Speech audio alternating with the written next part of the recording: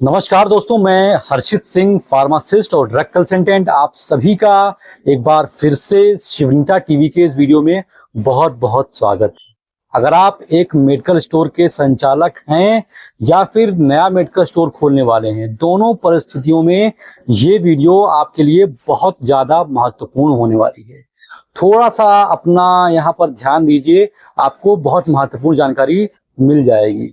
देखिए, अगर आप मेडिकल स्टोर चला रहे हैं तो आपके पास बहुत सारे कस्टमर्स ऐसे आते होंगे जो आपसे फुटकर दवाइयां मांगते होंगे, मतलब काट करके दवाइयां देने के लिए कहते होंगे।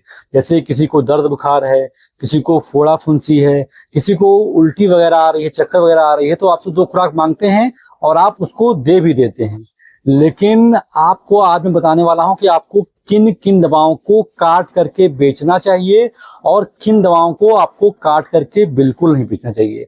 सबसे पहले मैं आपको बताऊंगा कि कौन सी दवाइयां आप काट करके बेचेंगे भी तो आपको दिक्कत नहीं होगी और कौन सी दवाइयां काट करके बेचेंगे तो आपको समस्या हो जाएगी।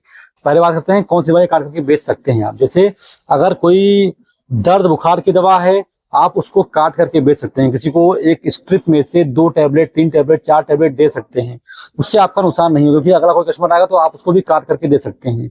कोई दर्द बुखार की दवा आप दे दीजिए काट करके, कोई समस्या नहीं है। उल्टी की दवा दे दीजिए, कोई समस्या नहीं है। चक्कर की दवा आप दे दीजिए, कोई समस्या नहीं है।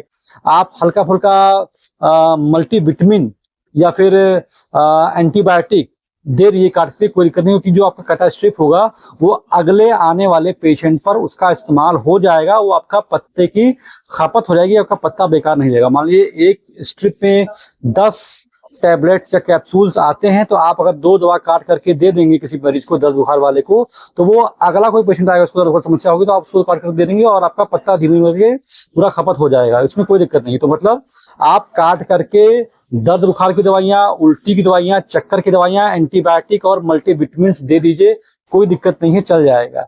लेकिन आपको पत्ता कभी भी काटना नहीं है। किन दवाओं का, इसके बारे में भी आइए जान लेते हैं। सबसे पहली चीज, कोई भी डायबिटीज की दवा है तो आपको किसी पेशेंट को 2 टैबलेट, 3 टैबलेट काट करके नहीं देना चाहता है। तो कभी कभी क्या होता है कि कस्टमर बोलते हैं मैं शादी में आया था, यहाँ पर बारात में आया था और दवा लाना भूल गया, तो मुझे 2 टैबलेट दे दिए सिर्फ आप। और अगर आपने वो 2 टैबलेट काट के दे दी तो आपके जो स्ट्रिप में जो 8 टैबलेट बचे हुए हैं वो बेकार हो जाएंगे, क्योंकि जो कस्टमर आपके पास दवा लेने के लिए आएगा तो वो आपसे पूरी स्ट्रिप मांगेगा। तो अगर आपका उसमें 2 टैबलेट कटा हुआ है तो वो उसको लेने से हिचकिचाएगा।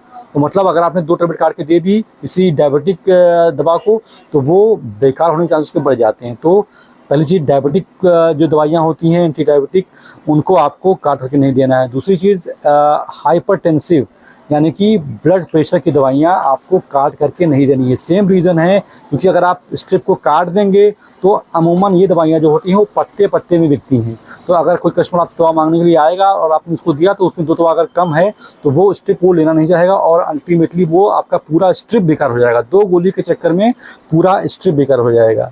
तो शुगर की दवाइयाँ, बीपी की दवाइयाँ, इसके अलावा थायराइड की कुछ दवाइयाँ आती हैं जो डिब्बी में होती हैं। आपने देखा होगा कि एक ही डिब्बी में 120-20 टैबलेट होती हैं। कोई मांगे आपसे कि भाई इसको खोल करके हमको दे दीजिए, भाई मैं बारात में आया था, कहीं घर पे आया था, भूल गया, ये है वो है, और अगर आपने खोल दिया उसका सील तो आपका पूरा डिब्बी बेकार हो जाएगा, कोई और उसको खरीदेगा नहीं।